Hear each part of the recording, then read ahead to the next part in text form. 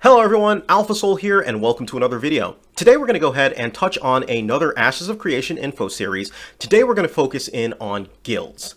Now, guilds is a concept that many of you probably are familiar with. It's been a concept in most MMOs up until now. In fact, it's been a concept in most multiplayer games. A guild is basically a group organization or a player-made organization that comes together that have similar goals, play style, or any number of the things kind of put together, and it allows them to kind of unite under one banner and represent themselves that way. I personally have been in many guilds in my past, and they varied. When I first got started on these games, the guilds that I were a part of were PvP focused. They were heavy, hardcore PvE rating type of guilds, but now they've kind of mellowed down. I don't have that much time, and so the guilds that I'm in reflect that kind of difference in it. And so Ashes of Creation is going to have guilds in them, but there are going to be some key differences in guilds, which we're going to go ahead and dive into.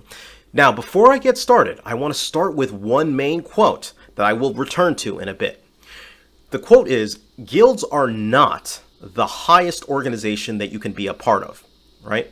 The highest organization that you can be a part of is a node and its citizenship, but guilds are a step under that, and it will make sense after I finish explaining what guilds are, what their benefit is, and we'll return to that, all right? So let's go ahead and start. First, let's start with the guild benefit. What's the point of joining a guild? Why should you join a guild?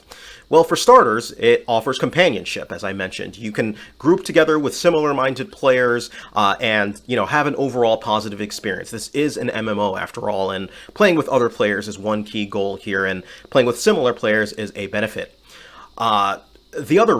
Another reason is for augment skill abilities and passives. In this game, in Ashes of Creation, guilds are treated as another entity themselves that can also level up depending on the actions of their players, right? So as their players do different things within the world, the guild will earn experience, and they'll be able to, the guild leader will then be able to either, provide skill augments, passives, stat increases, bonuses, things of that nature, depending on how the guild actually allocates it, right? So this allows guilds to go ahead and specialize in different things, whether it be crafting, whether it be being better at fighting out in the open world. Guilds can specialize in Ashes of Creation. Now, they will also be able to provide specialized gear, right? Gear will be a thing that you'll be able to provide based on kind of what your standing is within the guild and what you do within that guild. And then you'll also be able to, take part within guild halls depending on what you do. I'll touch on that a little bit more, but you'll be able to own a castle as well too. There are 5 kind of predetermined castles within it and within Ashes of Creation, and guilds will be able to take over those castles and own them to be able to, I guess you could say, lord over different areas of the world, right? So that will also be a key benefit to it.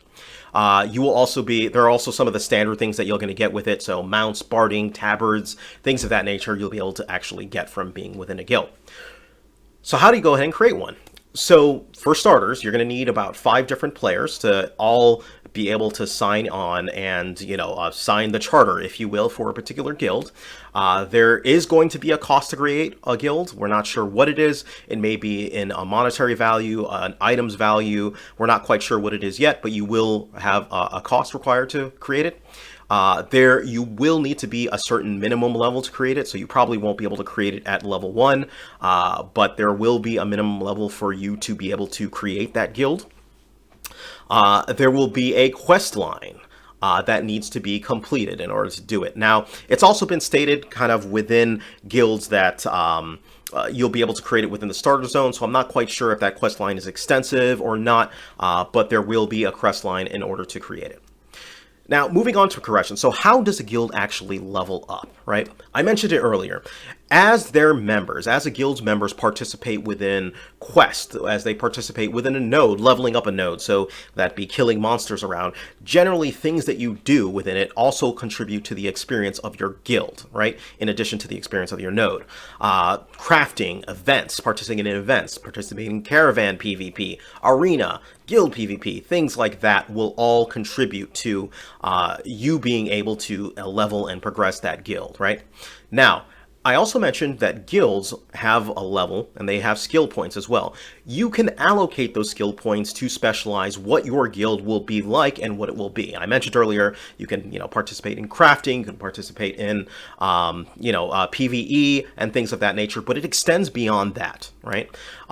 You can adjust the size of your guild to accommodate based on skill points. You can make your guild bigger and have it accept, more players. You can increase the reputation of your guild within a particular node in order to. You can invest in different skills and different passes and different augments. All right. So as you progress, those things will all keep going. There is also a neat feature called Patron Guild, and a guild can become a patron of a node depending on if it is like the top guild getter in a particular, or the top experience contributor in a particular node, right? So if, for example, you have Guild A who has contributed, say, 50,000 points of experience while the next closest guild is at 10,000, Guild A will become that patron guild of that. And being a patron guild has other benefits within itself, right? You can have emblems. You can participate in the stock market. In other words, you can invest in your node and see returns from that. The stock market is kind of woozy, but as we get more information, I'll dive into that and probably create a separate video.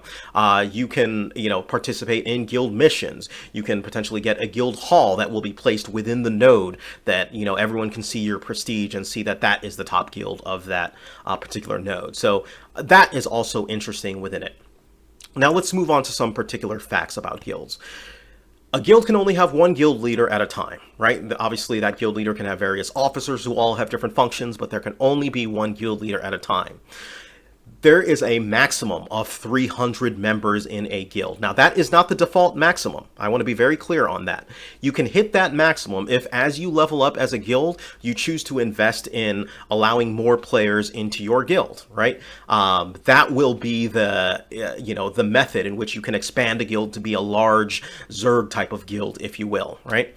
Whereas opposed to if you want to become more specialized on the other end of it, if you're more interested in power, to enhance your individual members, then your guild size will be around, I think the minimum size he stated was about 30 to 50 players, and you'll be able to, concentrate on different skills depending on what you do there. But your guild will have a maximum of 50 players within it rather than more, 30 or 50, whatever the number actually is. You can only be a member of a single guild on each character, right? So guild membership is done by the character. It's not done by account. So that means you can have multiple characters. All those characters can be members of multiple different guilds, right? But in addition to that, one character can only be a part of one guild, right? So there's a lot of intrigue and espionage kind of coming up that I'm thinking if, you probably want to be careful to who you invite into your guild, given that people may want to spy and do things like that. Now, the final thing is tools are being considered. So recruitment tools, calendar tools, alerts, chat, all of that stuff is still kind of up in the air as to what will actually be within the guild, right? Now, a final thing is the Guild War system is something that I haven't actually touched on in this video, and it is for good reason, because this is one of the more interesting aspects of Ashes of Creation, in that you will be able to war with other guilds, and more specifically, you'll be able to set victory conditions with those guilds. So X amount of kills if they hold this spot for X amount of time. So Guild Wars will be objective based, but they haven't worked out the nitty-gritty details of that, but it will be something. You'll be able to war against multiple guilds that are out there. You'll be able to do things like that. And that will be interesting. And remember, guild wars, they don't count as that typical PvE corruption system flagging. If you're in a war with it, that other person is fair game. So that will be interesting once we get more details on that. Now, early on, I mentioned there was a very consequential thing about guilds, and that they are not the end-all be-all. And what I meant by that was your node is the most important thing that you can be a member of.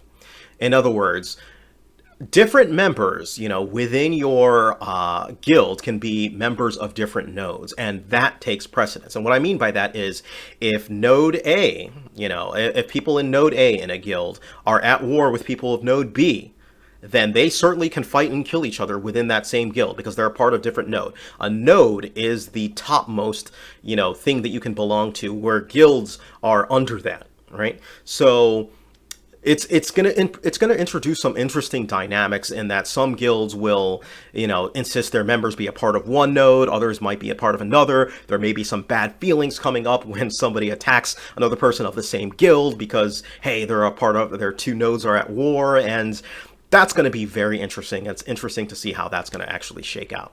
So that's pretty much it, guys. Let me know if you have any questions on guilds whatsoever. I tried to keep this as short as possible to get through as much material as I could, but hopefully I've been succinct and clear. But yes, leave your questions down below and I'll be happy to answer them, all right? Thank you, guys. Take care of yourselves. Alpha Soul out.